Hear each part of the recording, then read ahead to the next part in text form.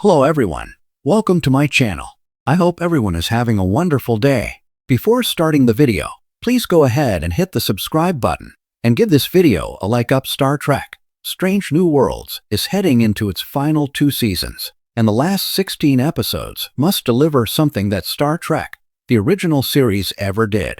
Although the recently ended Star Trek Strange New Worlds Season 3 was divisive, Seasons 4 and 5 are on their way to Paramount+. Surprisingly and pleasingly, Star Trek Strange New Worlds boasts an abundance of quirks.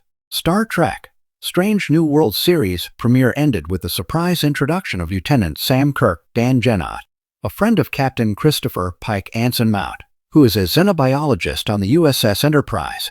Star Trek Strange New Worlds Season 1's finale introduced Lieutenant James T. Kirk Paul Wesley, although he was initially just a file on Pike's screen. Paul Wesley played 2 alternate reality versions of Jim Kirk before Star Trek's prime timeline Lieutenant James T. Kirk beamed aboard the Starship Enterprise. Sam and Jim Kirk have only had a couple of interactions in Star Trek Strange New Worlds Seasons 2 and 3, and even more of them referencing each other to other characters. Star Trek Strange New Worlds has to give us the ultimate Kirk brothers story. Star Trek Strange New Worlds Seasons 4 and 5 only have a combined 16 episodes left, and one of them has to include Lieutenant Commander James T. Kirk and Lieutenant Sam Kirk finally teaming up and working together. Sam's dynamic with his younger brother has revolved around jealousy. Jim is the favored star of the 2 brothers, who is more closely following in their father, Lieutenant George Kirk's Starfleet footsteps. When he was promoted to first officer of the USS Farragut, James broke George's record as Starfleet's youngest number 1. Sam does have bragging rights of his own, however. The mustachioed Kirk secured a coveted spot as a xenanthropologist aboard the USS Enterprise. Sam's one big thing he can lord over his little brother, Jim, is that he's serving aboard the flagship of the United Federation of Planets. Sam and Jim shared the screen in Star Trek Strange New Worlds Season 2, Episode 6, Lost in Translation, and that ended in hard feelings.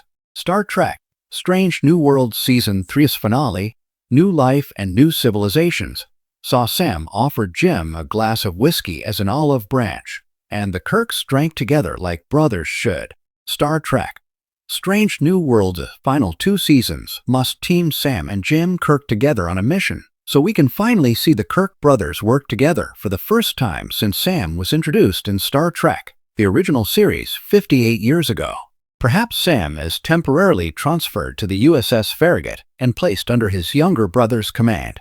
Star Trek Strange New Worlds can finally tell the story of why Sam chooses to leave the USS Enterprise when Captain James T. Kirk takes over rather than serve with him. George Samuel Kirk appeared only once in Star Trek, the original series, and he was already dead. Before Star Trek Strange New Worlds reintroduced him, Sam was played by William Shatner wearing a mustache in Star Trek the original series Season 1's final episode, Operation Annihilate. Since Sam Kirk was essentially a cameo in Star Trek the original series, William Shatner was cast to play his own recently deceased older brother. There was never an opportunity in 1960s Star Trek to develop Sam Kirk outside of what Operation Annihilate revealed about him, much less team up Jim and Sam Kirk.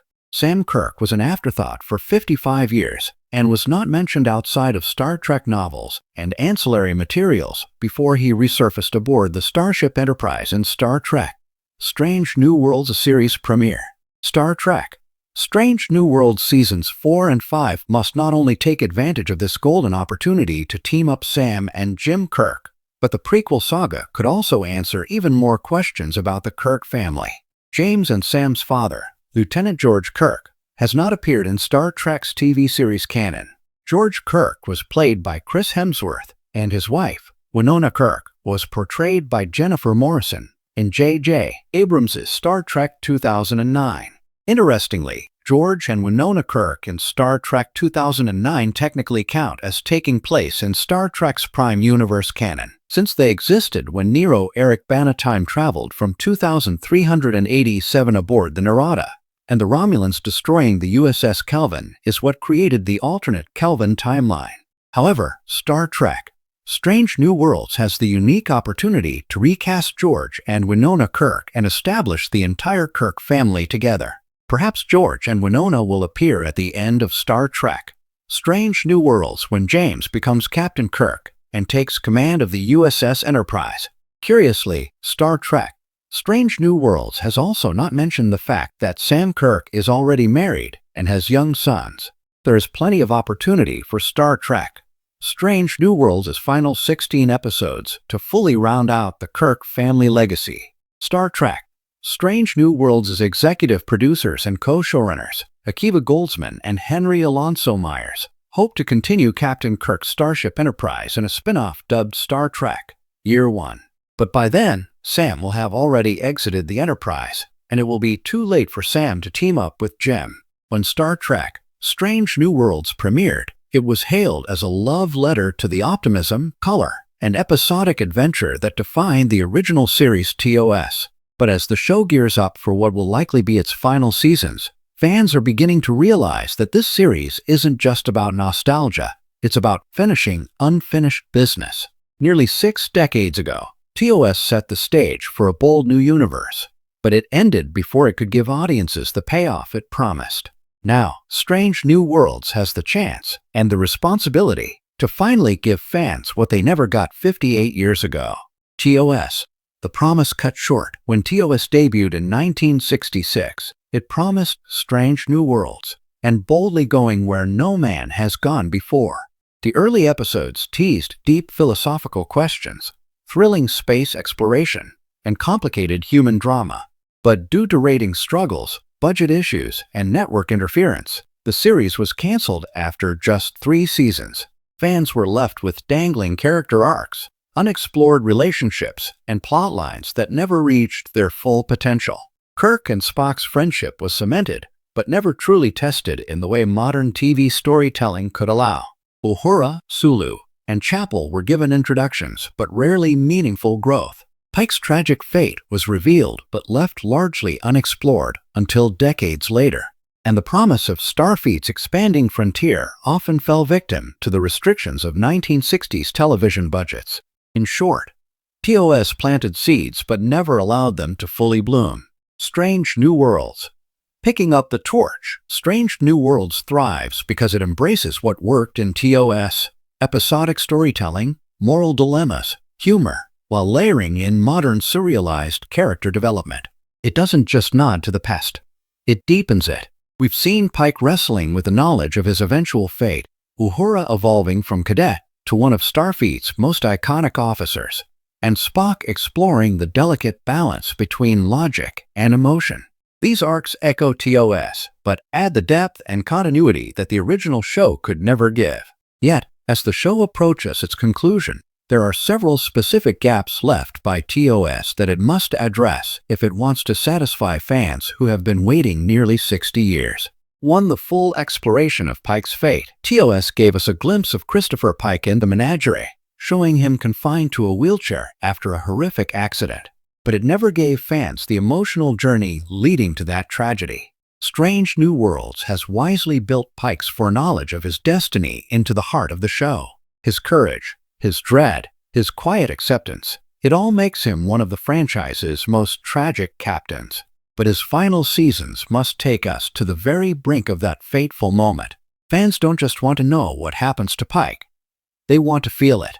His sacrifice, his relationships, and how his crew reacts could become one of the most heartbreaking but heroic send-offs in Star Trek history. 2. Spock's human-Vulcan conflict. In TOS, Spock was defined by his stoic adherence to logic and his rejection of emotion, but glimpses of vulnerability, particularly in his friendship with Kirk and McCoy, hinted at a man torn between 2 worlds.